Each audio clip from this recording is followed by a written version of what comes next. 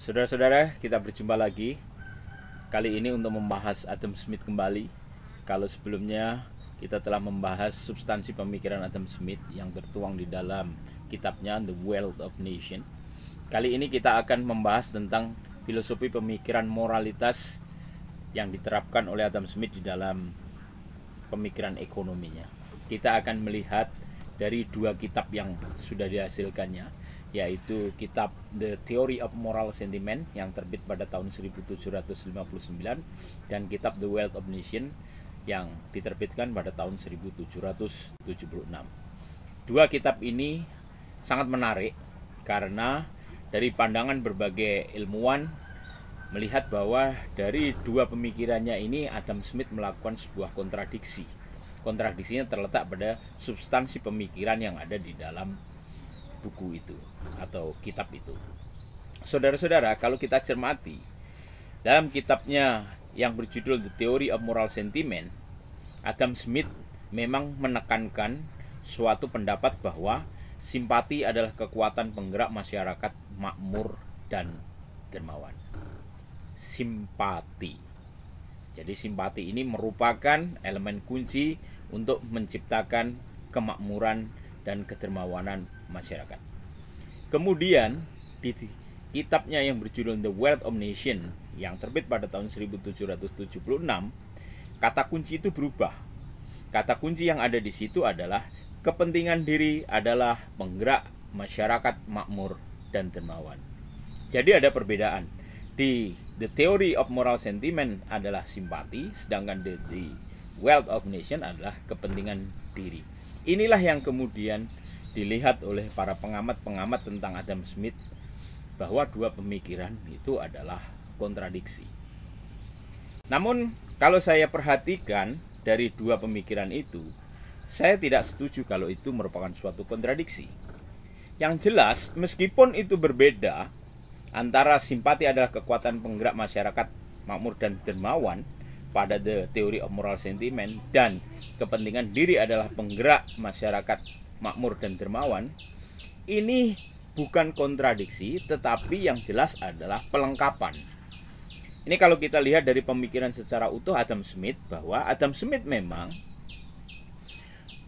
standing point-nya dalam pemikirannya adalah pada individualisme.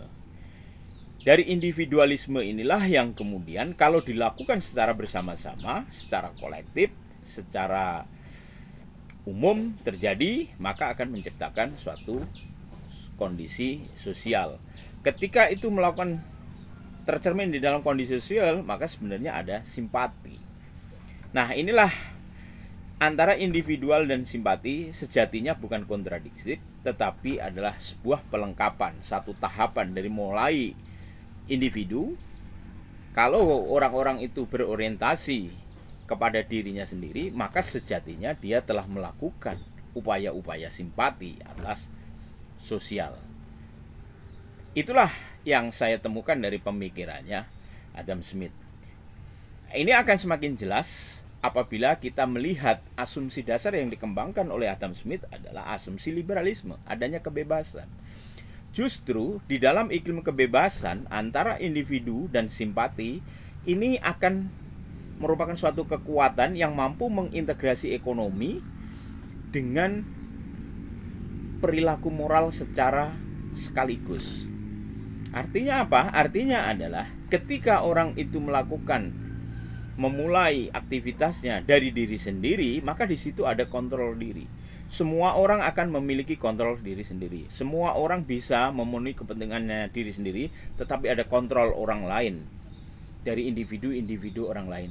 Oleh karena itu, maka secara sistemik, secara sosial akan terjadi pengendalian keserakahan. Dengan demikian, perilaku ini justru akan menciptakan upaya-upaya yang berjalan secara sistematis yang menolak adanya keserakahan.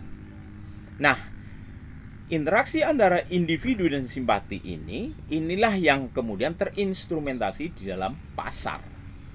Nah, pasar ini merupakan instrumen dari ekonomi yang mutlak adanya, dan ini penting sekali karena apa? Karena bisa mengharmonisasi antar seluruh individu-individu yang ada di dalam masyarakat di situ. Ini bisa mengeliminasi ketimpangan-ketimpangan dari semula tidak kenal, semula tidak penting, semula tidak menarik, bisa berinteraksi, berharmonisasi di dalam pasar. Pasar memang menciptakan iklim komersial. Iklim komersial ini yang menciptakan persaingan. Nah, persaingan berarti orang-orang akan meningkatkan kemampuan individunya supaya tidak dieksploitasi oleh orang lain. Oleh karena itu, kalau kita dalami di situ, upaya-upaya komersialisasi di dalam pasar itu justru akan melunakkan perilaku-perilaku yang disinyalir oleh Hobbesian itu seperti Homo homini lupus, manusia adalah serigala dari manusia yang lain. Manusia yang segala perilaku merupakan serigala dari yang lain itu kecenderungannya serakah, menang sendiri dan lain sebagainya. Ini justru akan tereliminasi, tidak akan terjadi karena adanya kebebasan di dalam berekspresi di dalam pasar yang muncul dalam persaingan tadi itu. Justru persaingan itu mentransformasi dari kepentingan pribadi ke kepentingan sosial yang cerminannya adalah menciptakan kedermawanan sosial. Nah, kedermawanan sosial ini wujud dari apa? Wujud dari kedermawanan sosial adalah berupa harga transaksi, harga suatu produk yang ditransaksikan di pasar itu. Karena harga di situ menjadi harga yang natural. Harga natural inilah harga yang muncul dari persaingan bebas. Tentu saja harga ini adalah lebih baik dibanding harga yang monopoli. Kita tahu bahwa yang namanya monopoli lahirnya bukan dari persaingan. Justru dari monopoli inilah bisa menyebabkan timbulnya kesenangan-kesenangan kotor yang mau mengeksploitasi, bisa memunculkan penciptaan untung di atas normal, terutama bagi produsen. Kemudian di situ menimbulkan ketimpangan-ketimpangan antara yang kaya dan yang miskin. Homo homini lupus bisa terjadi pada kondisi yang monopoli. Nah, Adam Smith tidak menghendaki adanya monopoli itu. Karena adanya monopoli tidak menciptakan kemakmuran secara bersama. Esensi dari pemikiran Adam Smith adalah menciptakan kemakmuran secara bersama melalui pendekatan kebebasan alamiah. Oleh karena itu, kebebasan menjadi kata kunci dalam pemikiran Adam Smith. Dua hal yang ada dalam buku The Theory of Moral Sentiment dan The Wealth of Nation ini adalah masih dalam kerangka kebebasan, liberalisasi. Maka liberalisasi pada dasarnya adalah menciptakan kebebasan, karena kebebasan adalah satu prasarana untuk menciptakan kemakmuran secara bersama. Tidak dipungkiri, dalam pemikiran Adam Smith memang mengedepankan pada unsur pentingnya kapitalisme. Ya. Kapitalisme ini kalau kita lihat dari beberapa kajian-kajian tidak melulu bersifat negatif. Justru dengan adanya kapitalisme itu beberapa peneliti melihat bahwa kapitalisme bisa menopang hingga terjadinya kebebasan ekonomi dan kemakmuran secara bersama.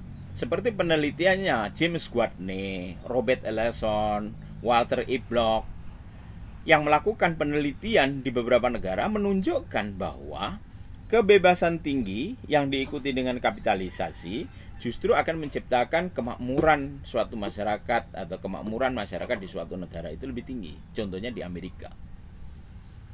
Kemudian kebebasan yang moderat seperti di Inggris itu juga bisa menciptakan kemakmuran. Hanya saja tingkat kemakmurannya tidak setinggi kemakmuran yang ada di Amerika. Contoh lainnya adalah di negara Iran. Negara Iran yang kebebasannya terkendali, tirani, ini justru menjadi kurang makmur. Nah, inilah studi-studi kebebasan ekonomi yang kata kuncinya ada di dalam liberalisasi dan kapitalisasi. Jadi penelitian-penelitian ini diperkuat juga oleh penelitiannya Stanley Lebergold dan Michael Koch. Labergott dan Koch melihat bahwa kapitalisasi itu justru atau kapitalisme itu justru meningkatkan kesejahteraan bagi si miskin. Karena apa? Karena ada produktivitas yang meningkat, distribusi aset-aset yang semakin merata dan cepat. Oleh karena itu terjadi peningkatan kemakmuran. Nah, ini menunjukkan bahwa pemikiran-pemikiran Adam Smith bisa menunjukkan suatu kebenaran-kebenaran dari situ. Nah, bagaimana supaya terjadi kemakmuran? Ada syarat yang ingin diberlakukan oleh Adam Smith, yaitu betul-betul terjadi kebebasan yang bersifat alamiah dan kebebasan sempurna. Inilah yang muncul menjadi credo laissez-faire, laissez-passer. Artinya apa? Artinya pemerintah itu tidak perlu melakukan intervensi. Tugas pemerintah hanyalah kepada tugas-tugas untuk mengatur keadilan, tugas-tugas untuk memperkuat hak milik privat, tugas-tugas untuk mempertahankan negara dari serangan-serangan asing. Jadi negara hanyalah menciptakan itu. Negara tidak perlu melakukan intervensi apapun, termasuk intervensi agama. Ketika agama itu dimapankan oleh suatu negara, menurut Adam Smith, justru akan menimbulkan intoleransi dan fanatisme yang itu bisa merusak kepada kebebasan alamiah dan kebebasan sempurna untuk menuju kemakmuran. Nah, di bidang ekonomi, negara seyogianya menerapkan atau mengadopsi kebijakan laissez-faire yang non-intervensi tadi itu, yaitu menyelenggarakan perdagangan bebas, memungut pajak dengan tarif yang rendah, dan melakukan birokrasi secara minimal. Kenapa? Karena itu akan menstimulasi masyarakat dengan pola kebebasan tadi itu, sehingga masyarakat akan melakukan kerja keras, melakukan self-interest yang baik, dan melakukan penghematan-penghematan. Justru dengan perilaku seperti ini akan menciptakan kedermawanan sosial yang itu endingnya adalah terjadi kemakmuran secara bersama. Saudara-saudara, itulah pemikirannya Adam Smith. Pemikiran moralitasnya yang tertuang di dalam pemikiran-pemikiran ekonomi dalam dua kitabnya, yaitu The Theory of Moral Sentiment dan The Wealth of Nations. Saya rasa itu yang simpulan yang sedikit ini mudah-mudahan bermanfaat. Bagi yang kira-kira belum jelas dan ingin berkomentar, silakan tuangkan komentar Anda di kolom komentar berikut ini. Terima kasih atas perhatiannya. Assalamualaikum warahmatullahi wabarakatuh.